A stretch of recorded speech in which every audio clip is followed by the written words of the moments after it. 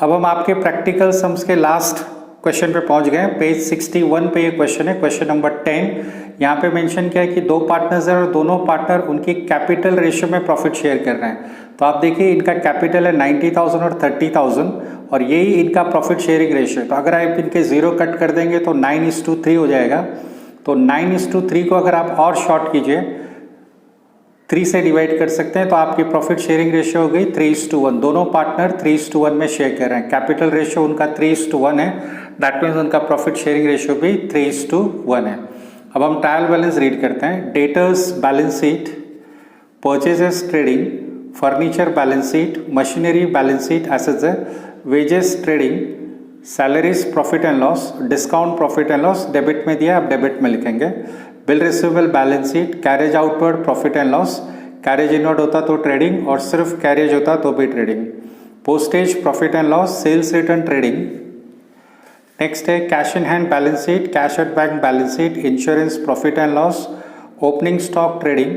अच्छा ये trade expense आ गया। ट्रेड एक्सपेंस में ऐसा है कि अगर आपके ट्रायल बैलेंस में office expense, sundry expense, miscellaneous expense या जनरल एक्सपेंस कोई भी दिया है तो आप ट्रेड एक्सपेंसेस ट्रेडिंग में लिखेंगे और उनको प्रॉफिट एंड लॉस में लिखेंगे।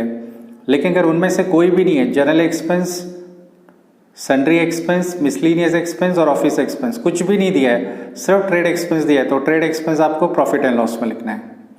ट्रेड एक्सपेंस कभी कभी प्रॉफिट एंड लॉस में आता है और कभी ट्रेडिंग अकाउंट में आता है, डिपेंड करता है कि ट्रायल बैलेंस में और इसके साथ कौन सा आइटम दिया है। अगर sundry expense, office expense, miscellaneous expense इनमें से कोई भी यहाँ पे दिया होता तो ट्रेड एक्सपेंस हम ट्रेडिंग अकाउंट में लिखते।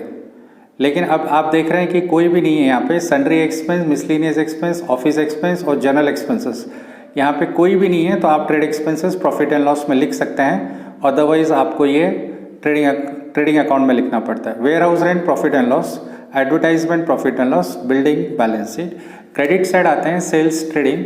रेंट प्रॉफिट एंड लॉस में आएगा बट क्रेडिट साइड आएगा क्योंकि उन्होंने आपको ये क्रेडिट साइड दिया हुआ है। Profit and loss credit side. Creditors balance sheet, sales return trading purchase से लेस होगा, सॉरी परचेज रिटर्न है। डिस्काउंट प्रॉफिट एंड लॉस ये क्रेडिट में आएगा, ये क्रेडिट में दिया है। Bills payable balance sheet. अच्छा इन्होंने कैपिटल भी दिया है और करंट अकाउंट भी दिया है, तो आप कैपिटल डायरेक्टली बैलेंस शीट में लिखिए और आपको करंट अकाउंट बनाना पड़ेगा और पार्टनर से रिलेटेड कोई भी एडजस्टमेंट हो करंट अकाउंट में सॉल्व होगी। ठीक है, फर्स्ट एडजस्टमेंट है क्लोजिंग स्टॉक, अब तक आप समझ गए होंगे। तो इफेक्ट इसकी ट्रेडिंग में क्रेडिट साइड और balance sheet asset side. Second adjustment, sales include sale of machinery 2000 which is sold on 1 April 2018। मतलब ये पर्टिकुलर डे को आपने 2000 रुपये का मशीनरी बेचा और वो गलती से आपके सेल्स में इंक्लूड हो गया, तो आपने मशीनरी बेचा है तो ऑब्वियसली आपकी जो मशीनरी का अमाउंट है वो थोड़ा कम हो जाएगा। आपके पास 60,000 की मशीन थी जिसमें से कि 2000 की मशीनरी आपने बेच दी, तो अब आपके पास मशीनरी हो गई 58,000 और एक्चुअली आपने मशीनरी सेल किया और बाय मिस्टेकन आपने ये सोचा कि ये सेल ऑफ गुड्स है और आपने उसको सेल्स में इंक्लूड किया, जो कि नहीं करना चाहिए था क्योंकि वो सेल ऑफ मशीनरी है। तो अब आप करेक्शन करेंगे तो आपको सेल से लेस करना होगा। आप सेल से 2000 रुपये लेस करेंगे, आप लिखेंगे less sale of machinery, 2000 minus करके ये 1,18,000 हो जाएगा। सेल्स रिटर्न होगा तो वो भी डिडक्ट होगा। ठीक है, और डिप्रिशिएशन ये एडजस्टमेंट के बाद आएगा। आप पहले मशीनरी से सेल्स ऑफ मशीनरी लेस कर देंगे, उसके बाद डिप्रिशिएशन आएगा। नेक्स्ट एडजस्टमेंट ये आएगा depreciation on fix assets. Fix assets मतलब यहाँ पे आपके फिक्स एसेट्स कौन कौन से हैं? एक बिल्डिंग है, मशीनरी है और फर्नीचर है। ठीक है, ये तीनों फिक्स एसेट्स हैं। फिक्स एसेट्स मतलब जिनका डेली का बैलेंस चेंज नहीं होता है, जो आप डेली बेसिस पे परचेज और सेल नहीं करते हैं। फर्नीचर, बिल्डिंग और मशीनरी आप रोज नहीं परचेस करते हैं, ये एक बार आपने खरीद लिया तो इसका बेनिफिट आपको 10 to 15 ईयर्स तक मिलता रहता है, काफ़ी लंबे पीरियड तक मिलता है, उनको आप फिक्स एसेट्स बोलते हैं। स्टॉक और डेटर्स तो करंट एसेट्स हैं क्योंकि वो डेली उनकी वैल्यू चेंज होती रहती है। नेक्स्ट है each partner is entitled to get a commission of 1% of gross profit.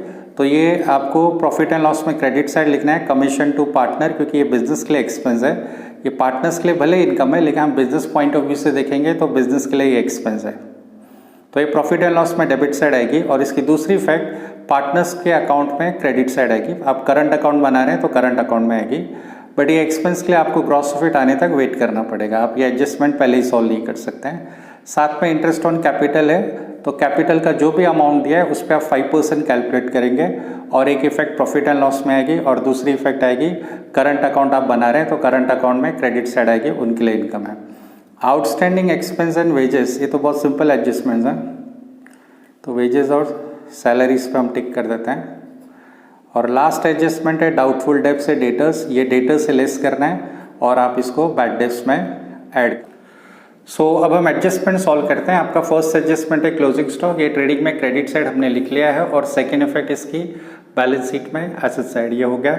Second thing outstanding wages and outstanding salary, ये भी हमने सॉल्व कर ली है क्योंकि ये काफ़ी सिंपल एडजस्टमेंट है, इस पर ज़्यादा एक्सप्लेनेशन की ज़रूरत नहीं, आपको यहाँ पे ऐड करना है।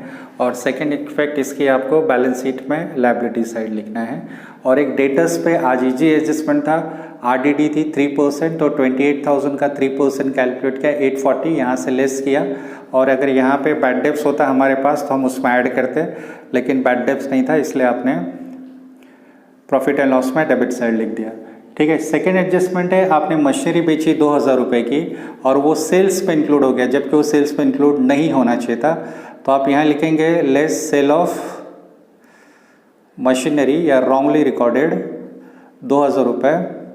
सेल्स में से पहले सेल्स रिटर्न लेस के लिए आप ये पहले भी लेस कर सकते हैं, तो ये हो जाएगा 1,17,500, किसी को भी पहले करो, फाइनल फिगर 1,17,500 ही आएगा।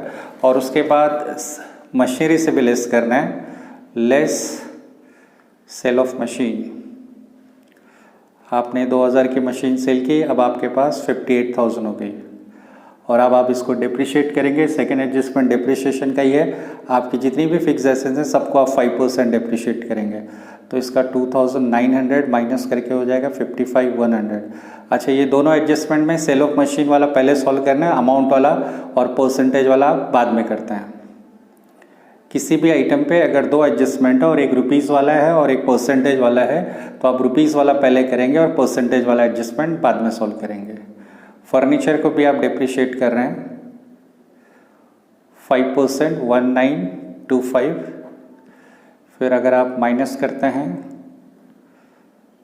6, 15 माइनस 9 is 6, 36, 675। और बिल्डिंग को भी आप डिप्रिशिएट करेंगे 5%, दैट इज़ 1,000। यह भी काफ़ी इजी एडजस्टमेंट हो गया आपके लिए 19,000।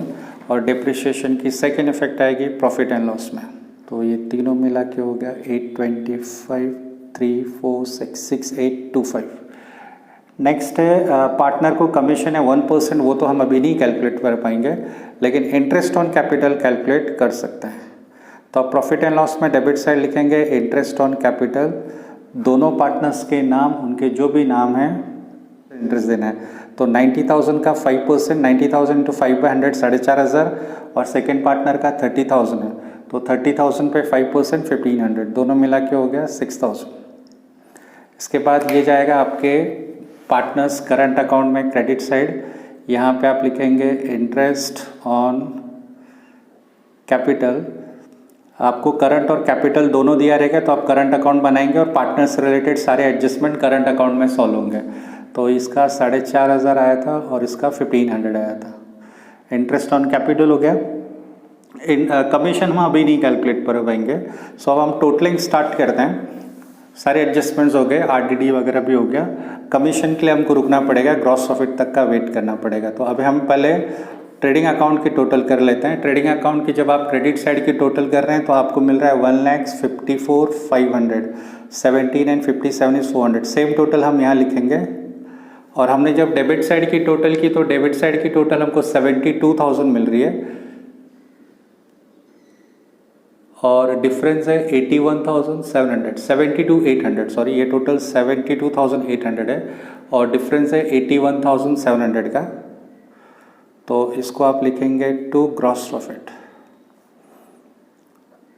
और ये ग्रॉस प्रॉफिट पे 1% इनको कमीशन है। तो अब वो कमीशन आप प्रॉफिट एंड लॉस में लिखेंगे, डेबिट साइड